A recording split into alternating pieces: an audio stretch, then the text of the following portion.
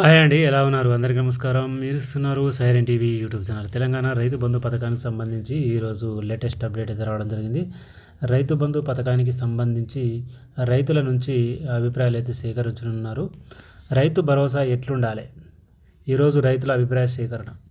రాష్ట్ర ప్రభుత్వం కొత్తగా అమలు చేయబోయే రైతు భరోసాపై రైతుల అభిప్రాయాల సేకరణకు వ్యవసాయ శాఖ సిద్ధమైంది. గత బీఆర్ఎస్ ప్రభుత్వం అమలు చేసిన రైతు బంధు స్కీమ్లో లోపాలేంటి, కొత్తగా తెచ్చే రైతు భరోసా ఎట్లా ఉండాలి, ఎట్లుంటే బాగుంటుంది, అర్హులను ఎట్లా గుర్తించాలి, ఎన్ని ఎకరాలకు సీలింగ్ పెట్టాలి తదితర అంశాలను తెలుసుకోవడం జరుగుతుంది.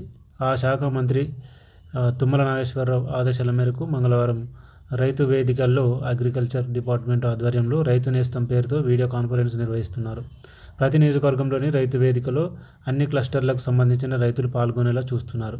ప్రభుత్వం ఈ వానాకాలం సీజన్ నుంచే రైతు భరోసా ప్రారంభించబోతుంది. గతంలో రైతు బంధు కింద ఎకరానికి 10,000 రూపాయలు పెట్టుబడి సాయం ఇవ్వగా రైతు భరోసా కింద 15,000 చొప్పున అందించబోతున్నది.